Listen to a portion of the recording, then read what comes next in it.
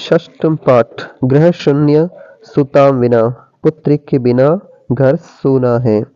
पाठ परिचय। यह पाठ कन्याओं की हत्या पर रोक और उनकी शिक्षा सुनिश्चित करने की प्रेरणा देने हेतु निर्मित है।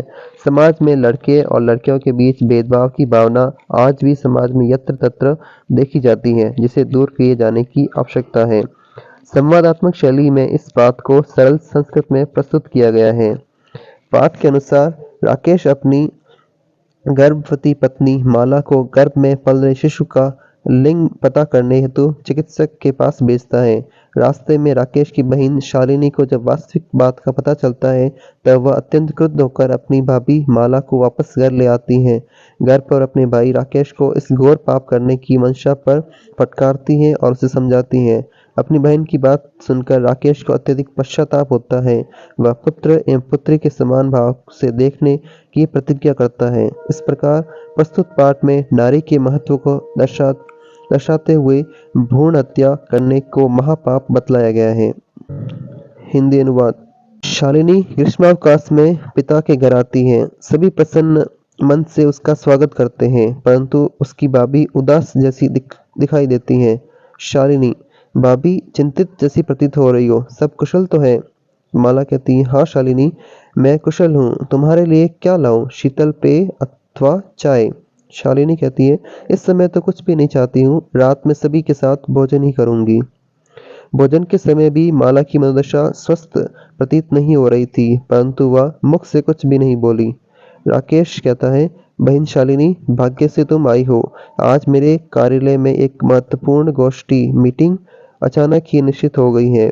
आज ही चिकित्सिका के साथ मिलने का समय निर्धारित है। तुम माला के साथ चिकित्सिका अर्थात महिला डॉक्टर के पास जाओ। उसके परामर्श के अनुसार जो भी करने योग्य हो उसे पूरा कीजिए। शालिनी कहती है, क्या हुआ? क्या भाभी का स्वास्थ्य ठीक नहीं है? मैं तो कल से ही देख रही हूँ कि वह स्वस्थ नहीं है, ऐसा प्रतीत हो रहा था।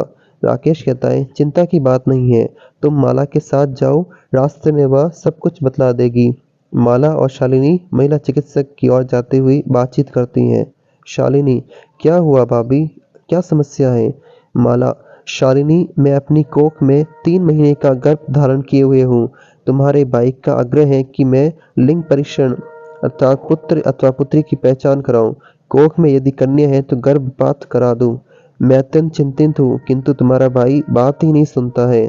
शालिनी कहती है, भाई इस प्रकार की सोच भी कैसे सकता है? शिशु कन्या है तो क्या वध करने योग्य है? यह कार्य घोर पाप है। तुमने विरोध नहीं किया, वह तुम्हारे शरीर में स्थित शिशु के वध के लिए सोच रहा है और तुम चुप बैठी हो। इसी समय घर चलो, लिंग परीक्षण की आवश्यकता नहीं है। भाई जब घर आएगा तब मैं बात करूंगी। सायंकाल शालिनी का भाई आता है। हाथ पैर धोकर और वस्त्र बदलकर पूजा घर में जाकर दीपक प्रज्वलित करता है और देवी भवानी की स्तुति भी करता है। उसके बाद चाय पान के लिए सभी एकत्रित होते हैं। राकेश: माला, तुम महिला चिकित्सक के पास गई थी, उसने क्या कहा? माला चुप ही रहती है। तभी खेलती हुई 3 साल की पुत्री अंबिका पिता की गोद में बैठ जाती है और उससे चॉकलेट मांगती है। राकेश अंबिका को स्नेह करता है तथा चॉकलेट देकर उसको गोदी से उतारता है। फिर से वह माला की ओर प्रश्नवाचक दृष्टि डालता है। शालिनी यह सब देखकर उत्तर देती है। शालिनी: हे भाई, तुम क्या जानना चाहते हो? उसकी कोख में पुत्र है अथवा पुत्री?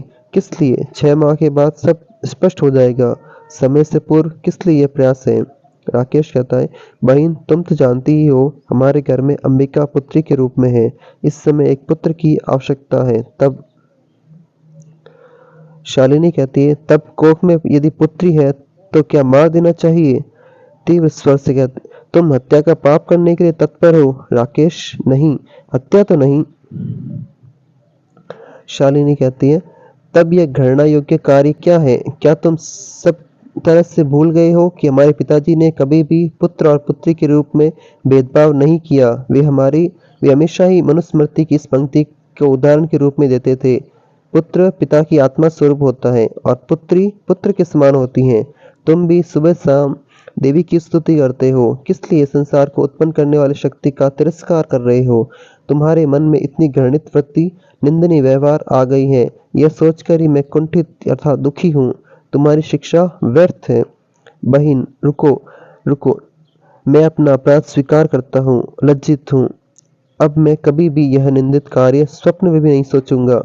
जिस प्रकार से अंबिका मेरे हृदय में संपूर्ण स्नेह की अधिकारिणी है, उसी प्रकार आने वाला शिशु भी स्नेह का अधिकारी होगा, चाहे पुत्र हो अथवा पुत्री। मैं अपने निंदनीय विचार के प्रति पश्चाताप युक्त हूँ। मैं कैसे भूल गया।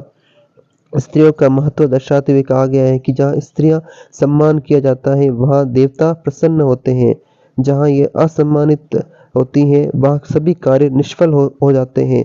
अथवा अर्थात हमें सदैव स्त्रियों का सम्मान करना चाहिए। उनका अपमान करने से घर परिवार व समाज का पतन होता है। अथवा पिता से 10 गुण माता गौरव से बढ़कर है। बहन, तुमने श्रेष्ठ मार्ग दिखला दिया है। छोटी होने पर भी तुम गुरु अर्थात बड़ी हो। शालिनी कहती है, पश्चाताप मत करो, तुम्हारे मन का अंधकार दूर हो गया। यह प्रसन्नता का विषय है।